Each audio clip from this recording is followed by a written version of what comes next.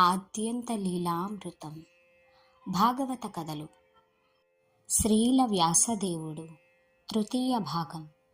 శ్రీల వ్యాసదేవునికి కృష్ణుడు, కృష్ణ ద్వైపాయనుడు, ద్వైపాయనుడు సత్యవతీ సుతుడు, పారాశర్యుడు, పరాశరాత్మజుడు, బాదరాయణుడు అనిడి ఇతర పలు పేర్లు కూడా ఉన్నాయి.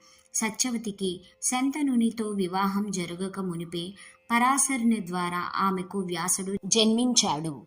శంతనుడు భీష్మ పితామహుని తండ్రి. శ్రీల వ్యాసదేవుడు వేద వాంగ్మయాన్ని జగత్తులో వ్యాపింపచేశారు. కాబట్టి వేద పురాణాలను పఠించడానికి ముందు వ్యాసవందనం తప్పకుండా జరుగుతుంది.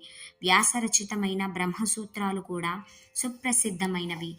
ప్రతి ఆచార్యుడు తన సిద్ధాంత స్థాపనకు బ్రహ్మసూత్రాలకు భాష్యం చెప్పవలసి ఉంటుంది. శ్రీమద్ భాగవతమే బ్రహ్మసూత్రాలకు సహజ భాష్యమని శ్రీ చైతన్యులు వివరించారు. కాబట్టి గౌడీయ వైష్ణవులు వేరొక ప్రత్యేకమైన భాష్యం కొరకు ప్రయత్నించలేదు.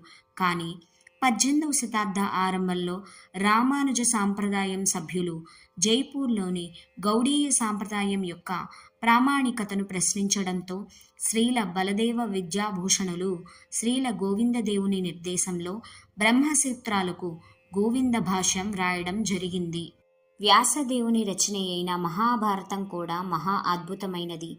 అనర్గళంగా తాను పలికే భారత కథను నిరాటంకంగా గ్రంథస్థం చేయటానికి విఘ్నేశ్వరుని ఎన్నుకునిన వ్యాసదేవుడు తత్కార్యాన్ని జయప్రదంగా ముగించాడు. ఆ విధంగా మహాభారతం వ్యాస విఘ్నేశ్వర్ల సమిష్టి కృషి. తన తల్లి అయిన సత్యవతి మరియు శంతనుని పుత్రుడైన భీష్మదేవుడు ఇరువురి అభ్యర్థనపై వ్యాసదేవుడు ధృతరాష్ట్రుడు, పాండురాజు, విదురుడు అనడి ముగ్గురు తేజోవంతులైన పుత్రులకు జన్మనిచ్చాడు. కురుక్షేత్ర రణము ముగిసి వీరులందరూ మరణించిన తర్వాత వ్యాసదేవునిచే మహాభారతం రచించబడింది. అట్టి మహాభారతం తొలిసారి పరీక్షిత్ మహారాజు తనయుడైన జనమేజయుని ఆస్థానంలో వివరించబడింది. ఈ విధంగా వ్యాసదేవుడు మహాభారత రచనలోనే కాక మహాభారత కథలోనూ మహోన్నతమైన పాత్రను పోషించారు. కురుక్షేత్ర రణ సమయంలో వ్యాసదేవుడు సంజయునికి దివ్య దృష్టి వసగడం వలన అతడు ధృతరాష్ట్రుని ఎదుట కూర్చుని రణరంగ విషయాలను చూడగలిగాడు. ఆ విధంగా అతడు తాను చూసినవి చూసినట్లుగా తన ప్రభువైన ధృతరాష్ట్రునికి వివరించాడు. ఈ విషయాన్ని అతడు భగవద్గీత చివరలో వ్యాస ప్రసాదాచ్యుత్రవానేతత్ గుహ్యమహం పరం అని అన్నాడు. అర్జునునితో స్వయంగా సంభాషిస్తున్న యోగీశ్వరుడైన శ్రీకృష్ణుని నుండి ఈ పరమ గుహ్య వచనాలను తాను వ్యాసదేవుని కరుణతో ప్రత్యక్షంగా విన్నట్లు సంజయుడు తెలిపాడు. ఈ ప్రకారం కలియుగ జనులకు జ్ఞానోపదేశం చేయడానికై వేద వాంగ్మయ రచనకు అవతరించిన శ్రీల వ్యాసదేవుడు సమస్త మానవాళికి గురుదేవుడయ్యారు. అందుకే వ్యాసదేవుని అవతార రోజు వ్యాస పూర్ణిమను గురు పూర్ణిమ అని కూడా అంటారు. ఆ రోజు అందరూ తమ గురువులను పూజించడం ఆనవాయితీగా వస్తున్నది. దాని అర్థము గురువు వ్యాసదేవుని ప్రతినిధి.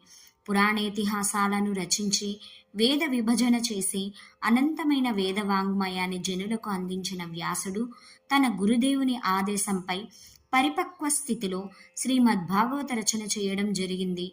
భాగవతంలో పరమ జ్ఞానము కీర్తించబడిందని చివరిలో చెప్పబడింది. కృష్ణస్తు భగవాన్ స్వయం అని చెప్పడమే పరమ జ్ఞానము. ఇది వ్యాసుని అనుభవము. కాబట్టి వ్యాస ప్రతినిధి అయిన వ్యక్తి కూడా కృష్ణ భక్తుడై వ్యాసుని వలనే శ్రీమద్ భాగవతాన్ని బోధించాలి. వ్యాసుడు వేద వాంగ్మయ ప్రవర్తకుడు కనుక జనులకు శాస్త్రబోధ చేసే పీఠం వ్యాసపీఠంగా ప్రసిద్ధి చెందింది. సర్వ వేదాంత సారమైన శ్రీమద్ భాగవతాన్ని రచించిన శ్రీల వ్యాసదేవుడు ఆ అమల పురాణాన్ని తన సుతుడగు సుఖదేవుడు పరీక్షిత్తునకు వినిపించే సమయంలో అందరితో పాటు తాను కూడా వచ్చి కూర్చున్నాడు. ఆయన గురువైన నారదుడు కూడా శ్రోతలలో ఆసీనుడయ్యాడు. వారిలోనే కూర్చునియున్నట్టి సూత గోస్వామి తాను విన్నట్టి భాగవత కథను నైమిసారణ్యంలో సౌనకాది మునులకు వివరించడంతో అది లోకంలో వ్యాప్తమైంది. అమృత సాగరమైనట్టి శ్రీమద్ భాగవతం కర్ణగోచరము కానంత వరకే ఇతర పురాణాలు సాధు సమాజాలలో స్థానాన్ని పొందగలుగుతాయని భాగవతంలో చివరగా చెప్పబడింది.